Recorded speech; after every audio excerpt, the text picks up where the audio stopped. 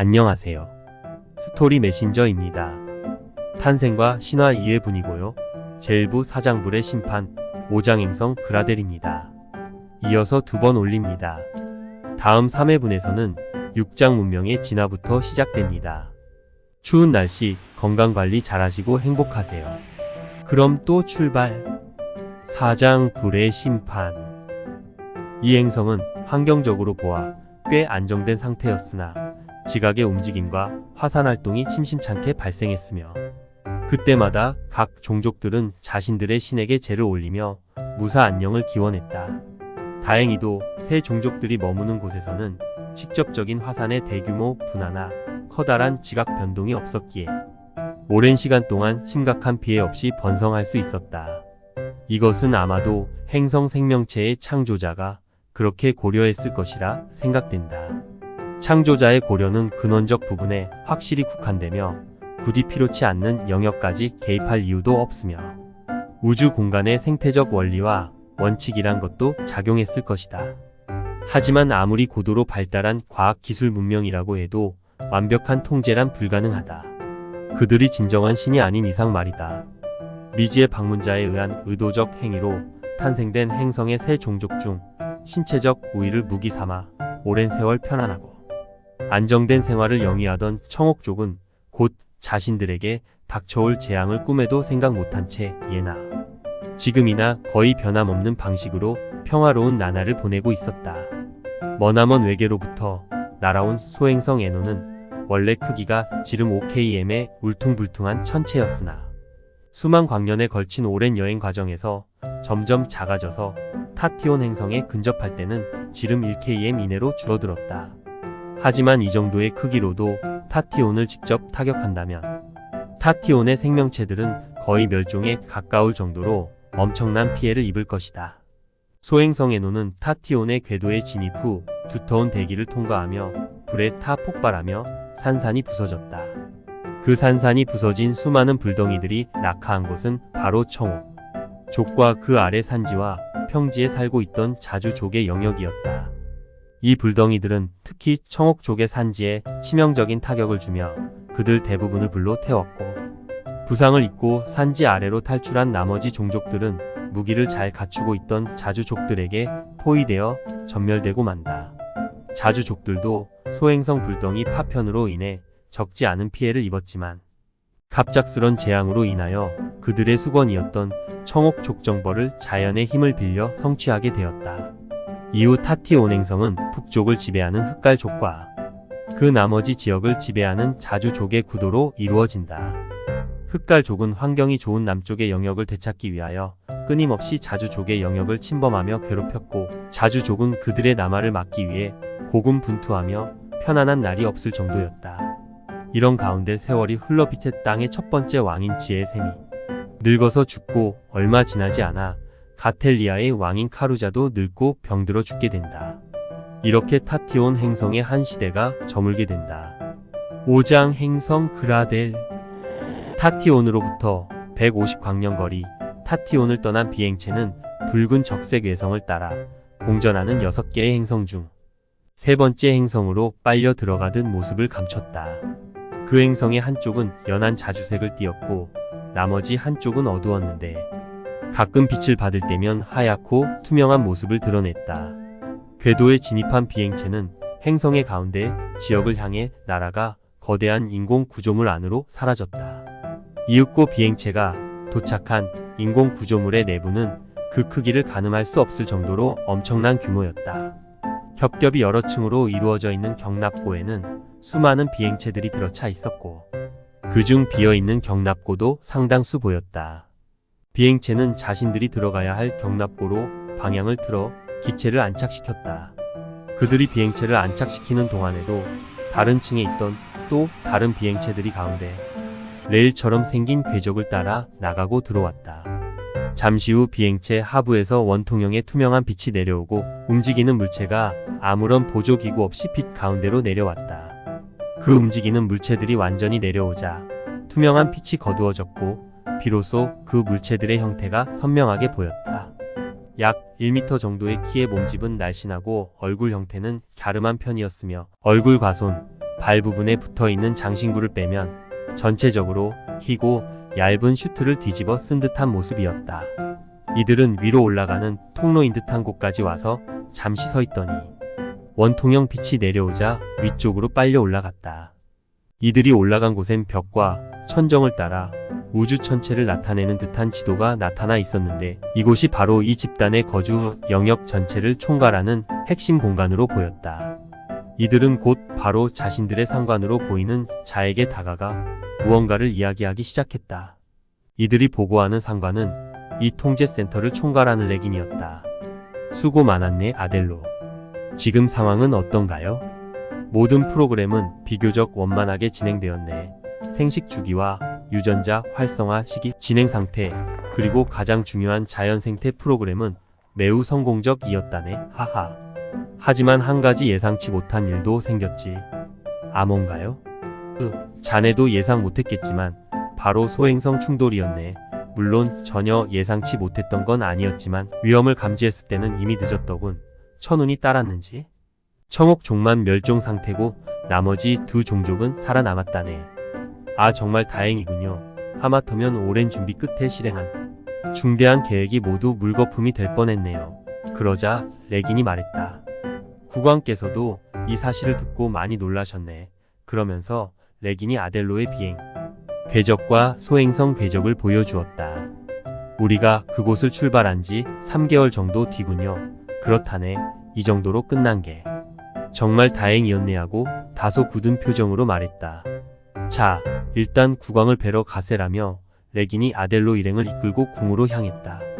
왕이 있는 궁은 그 거대 구조물로부터 상당히 떨어진 곳에 위치했는데 통제실이 있는 구조물과 왕궁 사이를 잇는 푸른빛의 터널이 연결되어 있었고 바닥에는 붉은 빛의 무언가가 터널 끝까지 이어져 깔려 있었는데 레긴과 아델로 일행이 그 위에 올라서자 부러지듯 움직였고 그들을 순식간에 터널 끝쪽에 연결된 왕궁 입구까지 이동시켰다. 왕궁은 온갖 아름다운 천연석 재질로 만들어져 있어서 그 찬란함과 아름다움이 우주에 존재하는 모든 귀한 보석들의 집합체와도 같았고 그 조화로운 구성과 배열 또한 우주 공간에서 다양한 빛을 발하며 춤추는 성운과도 같았다.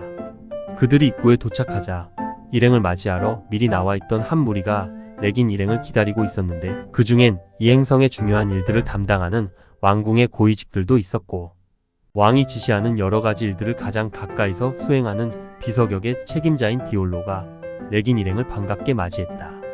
디올로의 안내를 따라 왕궁 입구에서 얼마를 가자 커다란 공간이 보였는데 그곳엔 벽면을 따라 그들이 거주하는 행성을 중심으로 수많은 천체들의 모습이 한눈에 보였고 천체들의 움직임을 세밀하게 관찰할 수 있도록 멋지고 훌륭한 시설이 완비되어 있었다. 그곳 가운데엔 어떤 발광체만 자리 잡고 있었고 왕의 모습은 보이지 않았는데 그 발광체가 이 자리의 중심이나 되는 듯 그 안에 있는 모든 참석자들이 발광체를 향하고 있었다. 잠시 후 발광체로부터 어떤 소리가 나오자 아델로를 비롯한 함께 동행했던 일행들이 발광체 앞으로 다가섰고 발광체의 빛이 아델로와 그 일행들을 감싸며 어떤 말을 하자 아델로와 모든 일행들이 머리를 깊이 숙였다. 아마도 발광체의 모습을 한 국왕이 이들의 노고를 치하하는 듯 보였다. 이들이 물러난 후 레긴이 아델로의 여행에 관한 보고를 시작했다. 벽면의 천체 지도에는 아델로의 행적과 이 행성으로부터 150광년 이상 떨어진 그들의 실험적 행성인 타티온의 모습이 나타났다. 그들은 이곳에서 자신들이 탄생시킨 한 행성의 변화된 모습을 지켜보며 타티온의 자연 생태와 그들이 직접 탄생시킨 지능적 생물체들의 성장과 변화, 움직임들을 지켜볼 수 있었다. 다만 타티온의 모습을 특별한 장치 없이 그대로 본다면 약 150년 전의 모습이기에 그들은 공간 이동 물질을 매개로 하는 특별한 광통신 기술을 적용하는 방식으로 최대 1개월 전의 모습까지도 관찰이 가능했다. 따라서 지금 이 행성에서 볼 수 있는 타티온의 모습을 근거로 타티온에 대한 그들의 정책을 준비하는 것이 가능했다. 타티온에 관한 모든 보고가 끝나자 발광체가 어떤 지시를 내리는 듯 했고 발광체의 빛은 사라졌다. 발광체의 빛이 사라지자 그곳에 있던 행성의 지도자들은 레긴과 한동안 모종의 논의를 한 후 각자의 자리로 돌아갔다. 그들은 이 행성의 이름을 그라델이라 불렀다. 이들이 거주하는 행성 그라델은 글라시온이라 불리는 붉은색 별을 공전하는 세 번째 행성으로서 낮과 밤이 상당히 긴 편이며 공전 주기도 매우 길었다. 항성 글라시온과 가장 가까운 별인 메르벳도 7개의 행성을 거느리고 있었고, 그중 카르마라는 작은 행성에도 그라델 종족이 거주하고 있었다. 과거 그라델엔 각기 다른 유전자 형태를 띤 다양한 종족들이 뒤섞여 있었고, 그에 따라 각각의 많은 왕국들이 존재하고 있었으나 전쟁과 전염병, 다른 외계 생명체의 침략 등으로 인해 사라지거나 레긴과 아델로가 속한 왕국인 칼마니아, 그라델과 연합과 합병으로 지금은 2개의 축으로 나누어져 있는 상태이다.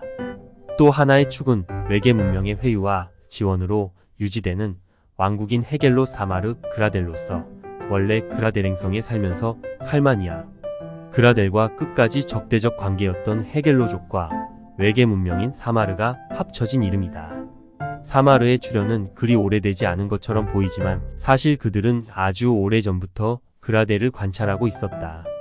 그들이 그라델을 노렸던 이유는 2가지로 볼 수 있다.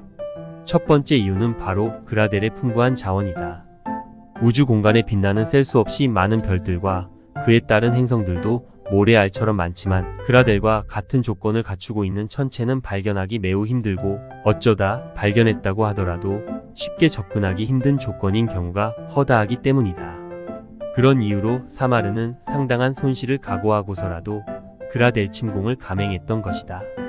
두 번째는 풍부한 자원을 바탕으로 한 그라델 종족들의 발전 양상, 특히 칼마니아 그라델의 발전 속도와 그 수준이 가까운 미래에 자신들에게도 위협을 줄 수 있다는 생각을 갖고 있었다.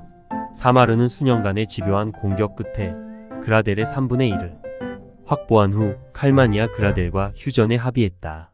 그라델 행성의 맹주인 칼마니아 그라델은 언제든 기회만 되면 그라델 전체를 차지하기 위해 많은 노력을 기울이고 있는 중이고, 헤겔로 사마르 그라델 역시 호시탐탐 기회를 엿보고 있었기에 이 둘 사이엔 항상 긴장이 흐르고 있었다.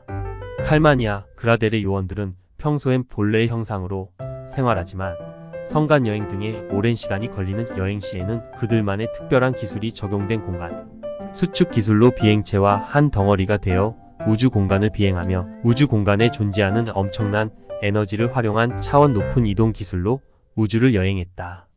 하지만 이 정도의 놀라운 기술적 능력과 고도의 지능을 갖춘 이들에게도 너무나도 광대한 우주의 규모 앞에서는 그저 먼지와 같은 존재일 뿐이었고, 그들 앞에는 사마르를 비롯한 또 다른 고도의 지능과 기술 문명을 갖춘 만만치 않은 경쟁자들이 상당히 많이 존재할 수 있다는 것을 추측할 수 있었기에 만반의 준비를 하고 있었고, 타티온의 경우처럼 다른 행성을 향한 개척과 실험 역시 이런 주변 상황들과 무관치 않은 것이었다.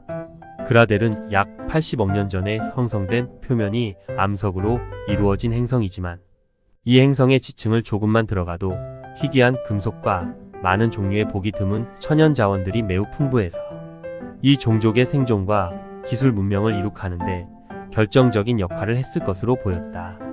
그라델의 모항성인 글라시온은 적색 외성으로서 그로부터 세 번째 행성인 그라델은 약 1억 2천만 km의 거리를 두고 있었다.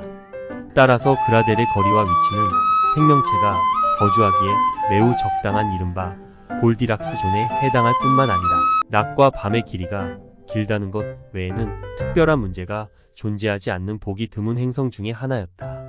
그라델 종족의 활동 반경은 그들이 가진 고도의 기술 문명만큼이나 매우 넓었는데, 그 핵심은 유기체의 유전자를 완벽하게 다룰 수 있는 생체공학적 기술과 물질에 대한 심오한 지식과 응용 기술, 그리고 이런 모든 것들이 가능할 수 있도록 밑바탕이 된 자연적 환경이 그들의 지금의 모습을 가능케 했다고 볼 수 있다.